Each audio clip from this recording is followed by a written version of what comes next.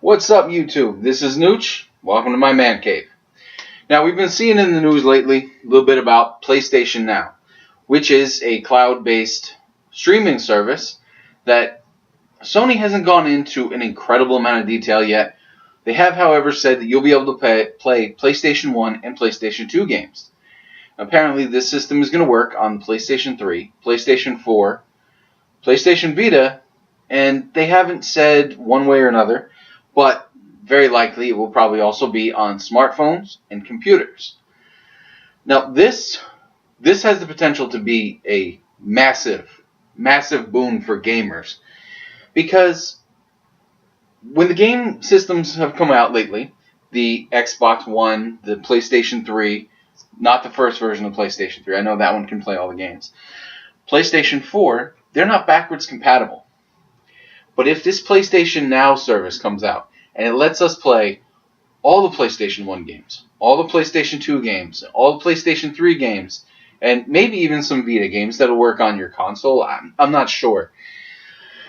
But if this comes out and it lets us do this, which they've already said it will let us play at least PlayStation 1 and PlayStation 2, that can be amazing. When the PlayStation 2 came out, it played all the PlayStation 1 games.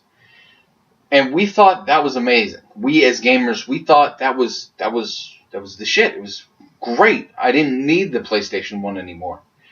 I can play all my games on a PlayStation 2. So a lot of us traded in our PlayStation 1s, and we spent that money on more games, which worked out well in the console. It worked out well in Sony and the developers' favor. Worked out very well for them. Now, they haven't said one way or another whether this is just going to be cloud-based and it's just going to work where you download the games, which is good. It's good if it is, but it's not great. Because there are a lot of games on PlayStation 1, PlayStation 2, that many of us, we never got a chance to play. We'd be interested in playing. And rather than subscribing to some service where you have to wait for it to be mailed out to you, if it can just be downloaded right to your console, play it for a couple days, decide whether you want it, you buy it. You don't, delete it. That could be great. But they haven't said whether it's actually going to work with the disc-based games. Now, I highly doubt that they're going to be allowing us to just... I have some bad glare. There you go. Vagrant Story, classic RPG. They haven't said one way or another whether they're going to let us take the discs and put them in the PlayStation 4 and it will actually emulate them. It has said it will use software emulation, but not whether it'll upscale the existing discs we have. If it does that, if PlayStation 4 makes this move and you become the system that actually has backwards compatibility, that could win the console war for you. If I no longer need my PlayStation 3, or my PlayStation 2, or my PlayStation 1, because, oh, shit, Sony came out with the one console that can play every game that they have ever produced, while Xbox One is sitting there taking hardware out to try to compete with the price point, or trying to get rid of your old consoles, as I've said in a previous video. Well, if the PlayStation 4 gives us more, if they just give us more instead of just saying, give me, take. If they're just like, well, we figure you guys probably want to play your old games, so go ahead and do that. You're just going to have to download this app.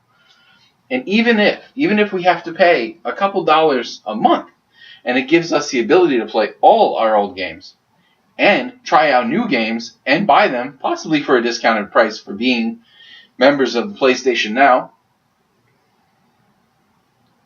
it's a no-brainer. Who wouldn't pick the system that goes, you can have whatever you want. All you have to do is just come to us. That's it. I have 3 shelves here of PlayStation 2 and 3 games. I have another shelf over there full of PlayStation 1 games. Obviously, this is an investment. I'm not going to dump all these games. And granted, I already have the PS4, so it's not going to be a selling point to me. But how many other people are out there on the fence trying to decide, well, do I want to spend $500 on the Xbox One, $400 on the PS4? Yeah, the money, that helps. But if it was $500 for the Xbox One, $400 for the PlayStation 4, and I can play every game that PlayStation has ever made for the consoles, and I can also get digital versions and try them out, not only would you strike a hell of a blow against Microsoft, you could take all of GameFly's business.